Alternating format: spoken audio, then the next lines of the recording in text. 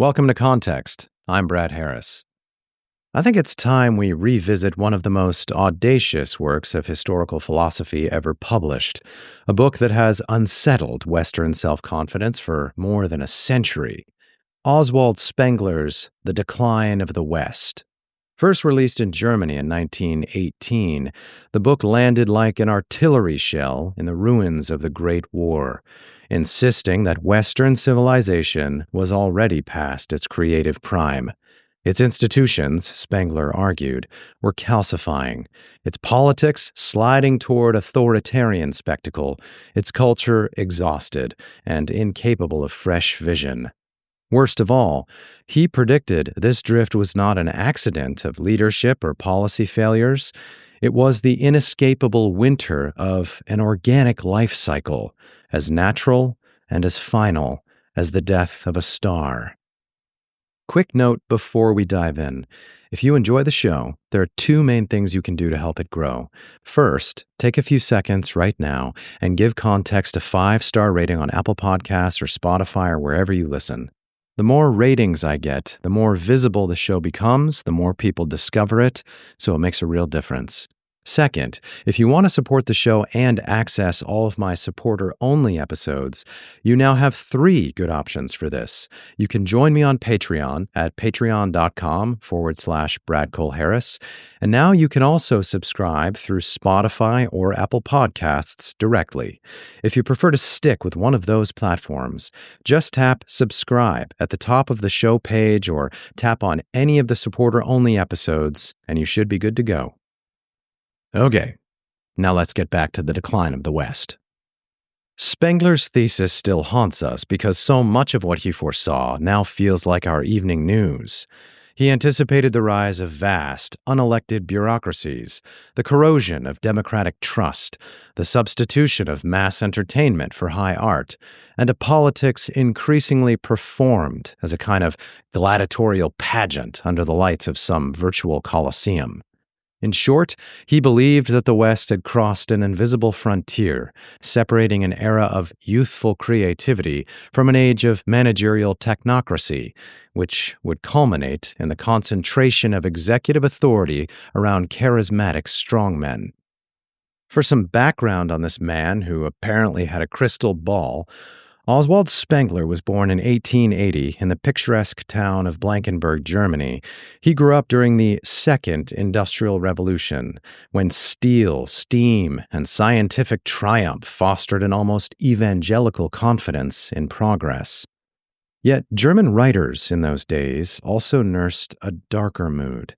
Schopenhauer's metaphysical pessimism, Nietzsche's warnings of cultural exhaustion, Heinrich von Treitschke's historical fatalism. Spengler inhaled that atmosphere and added an almost mathematical hunger for pattern. He received his doctorate based on a thesis exploring the work of Heraclitus. You know the line, "You can't step into the same river twice." That was Heraclitus, the man who turned vague unease about change into a metaphysical worldview. For Heraclitus, history wasn't linear or stable. It was dynamic, always in flux. His ideas laid the groundwork for viewing civilizations not as static entities, but as entities that grow, change, and eventually decay. Spengler was smitten, and he marshaled an encyclopedic reading of art history, architecture, politics, theology, mathematics, of course, and literature to craft a theory of civilizations as living organisms, born in mythic springtimes, maturing through artistic summers, aging into imperial autumns, and dying in rationalistic winters. When Spengler began writing The Decline of the West in 1914, Europe had just marched, with horrifying enthusiasm, into a war it scarcely understood. The Great War tore through the illusions of progress that had defined the 19th century. By the time the first volume appeared in 1918, the German Empire had collapsed. The Kaiser had abdicated, and the Versailles Treaty had imposed a punitive peace that humiliated a generation of Germans. But the wreckage wasn't just material. It was moral, psychological, civilizational. The liberal optimism of the era had given way to what Paul Valéry called a civilization knowing it is mortal. The mechanized slaughter at the Somme, Verdun, and Ypres shattered Europe's sense of destiny. The war had not only destroyed cities, it had discredited the belief that science, reason, and industrial progress would inevitably lead to human betterment. The literary world, too, echoed the spiritual collapse. In The Wasteland, published in 1922, T.S. Eliot captured the fragmentation of meaning in the aftermath, writing, "I will show you fear in a handful of dust." By then, the trauma of the Great War had fully set in. Veterans had returned not to glory, but to shell shock, unemployment, and the futility of lost limbs and minds. Mass graves outnumbered triumphal arches. Confidence in rational institutions and Enlightenment ideals curdled into cynicism and irony. Europe had woken up from its 19th century dream and found itself in a nightmare it had built with its own machines. As if to outrun the grief, society turned to intoxication. The 1920s saw a kind of cultural whiplash, a frenzied embrace of speed, spectacle, and pleasure. Jazz roared, skirts shortened, fortunes soared, and modernist aesthetics shattered old forms. In the cafes of Paris and the nightclubs of Berlin, disillusionment wore sequins. It was a decade of forgetting through excess, a manic affirmation of life, not because of renewed hope, but because hope had been bludgeoned. That cultural volatility, the lurch from trench warfare to champagne towers, revealed a civilization no longer sure of what it believed, only what it wanted to escape.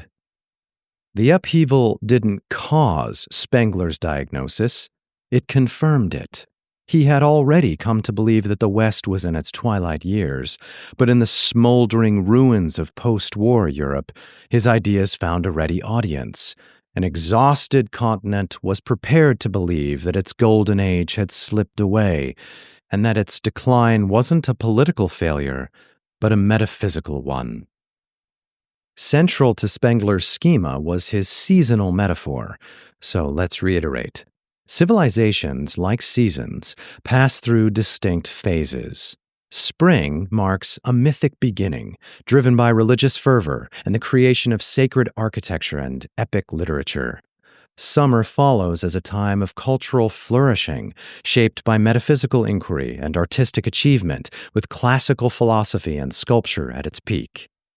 Autumn brings a shift toward rationalism and empire, characterized by system building, scientific advancement, codified law, and conquest. Finally, winter sets in as a period of civilizational fatigue, where technocratic management, mass entertainment, and authoritarian leadership dominate amid growing cynicism and cultural decline. If all this sounds just a little abstract, consider the American example. The youthful republic of the early 1800s debated metaphysics in the Federalist Papers, sang the promise of westward destiny in Whitman's Odes to the Open Road, and gave voice to a generation of thinkers like Emerson and Thoreau who sought moral clarity not in dogma, but in the silence of the woods, in the sweep of the mountains, and in the presence of the divine in untamed nature. 2 centuries later, we stream algorithmically engineered content, elevate influencers with platforms, partnerships, and accolades that once required a lifetime of public service or scholarship, and outsource metaphysical solace to mindfulness apps. Our built environment has likewise drifted from the grace of Jefferson's Neo-Palladian courthouses to the featureless glass of ESG-compliant skyscrapers. Spengler drew his bleakest analogy from Rome.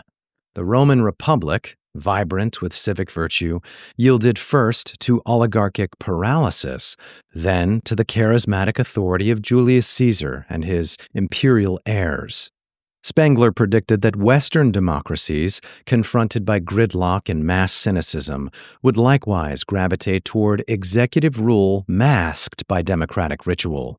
A century later, American governance often appears to oscillate between presidential fiat and judicial injunction, while Congress stalemates and the administrative state expands. Populist energies increasingly focus on personalities rather than ideas, and the fate of substantive policy increasingly hangs on executive order.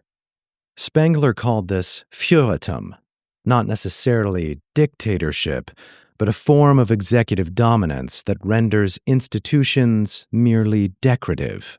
Even Spengler's reflections on money feel prescient.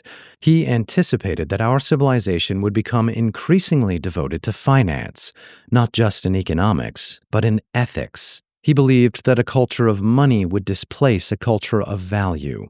Instead of asking, what is beautiful, or good, or true, our society would increasingly ask, what's profitable, what's scalable, what's efficient. That shift, Spengler warned, signals the end of a culture's creative vitality. The entrepreneur replaces the poet. The technocrat replaces the philosopher. The administrator replaces the statesman. This may sound eerily close to Tocqueville's notion of soft despotism from Democracy in America, an idea we've explored before on this show. But while Tocqueville emphasized a quiet drift toward bureaucratic paternalism, Spengler emphasized the eventual arrival of strong executive rulers in response. Both are concerned with the loss of civic virtue, but where Tocqueville saw a danger to be resisted, Spengler saw a destiny to be endured. This fatalism, however, is where many thinkers part ways with Spengler.